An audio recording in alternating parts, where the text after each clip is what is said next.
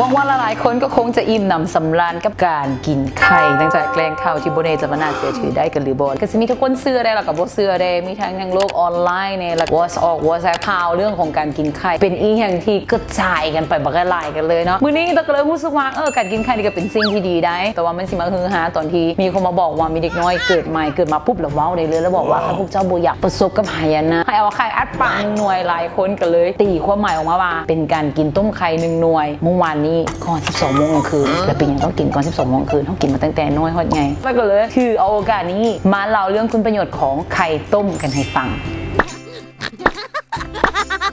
ไข่หน่วยหนึ่งอุดมไปด้วยสารอาหารที่ร่างกายต้องการไม่ว่าจะเป็นโปรตีนสังกะสีวิตามินดีวิตามิน A วิตามิน B1 B2 B6 B12 ธาตุเหล็กแคลเซียมแล้วก็ฟอสฟอร์ซึ่งให้ร่างกายของเราสามารถแข็งแรงขึ้นได้จากการกินไข่ฉะนั้นไข่ต้มจึงเป็นสารอาหารหนึ่งที่ค่อนข้างดีสำหรับร่างกายของเราเนาะจากนั้นเนาะอยู่ที่สหรัฐอเมริกาการกินไข่ต้ม1 หน่วยบ่สามารถได้คอเลสเตอรอลในเลือดสูงเกินได้และเช่นเดียวกันอยู่ที่กระทรวงเกษตรของอเมริกาเพิ่นยังบอกว่าอยู่ในไข่ยังมีโอเมก้า3แล้วก็ยังมี DHA EPAจะช่วยในการที่เรื่องของสมองและบำรุงสายตาแล้วยังช่วยลดพรการเป็นโรคอัลไซเมอร์แล้วก็พยาธิของหัวใจอีกด้วยแล้วก็เชื่อว่าเมื่อวานนี้ใครคือสิขายที่ขายดีได้ยินมามันขึ้นราคาฮอดหน่วย1 3,000กี่ผู้นำแล้วก็เชื่อมาหลายๆคนคือสิแข็งแห้งจากการกินไข่ตั้งแต่เมื่อคืนนี้กันมาแล้วเนาะแต่ก็เลยอยากมาเชิญให้หลายๆคนไปร่วมบริจาคเลือดน้ำกันในมื้ออื่นหรือว่าวันที่8 กุมภาพันธ์นี้อยู่ที่ฮันนี่จิมติดกับหอหลักเมืองนั่นเองเนาะเพิ่นเปิดเป็นแคมเปญปีที่3กันแล้วกับการบริจาคเลือดผู้ใดที่สนใจอยากบริจาคเลือดก็สามารถไปร่วมบริจาคเลือดกันได้ตั้งแต่เวลา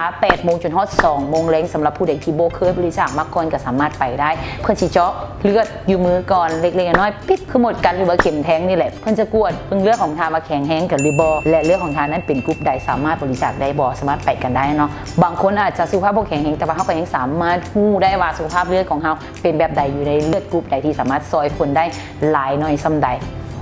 ไปกันได้เด้อเดี๋ยวเจอกันมื้ออื่นมื้อหน้าสิช่องกันดีๆมาเล่าให้ฟังอีก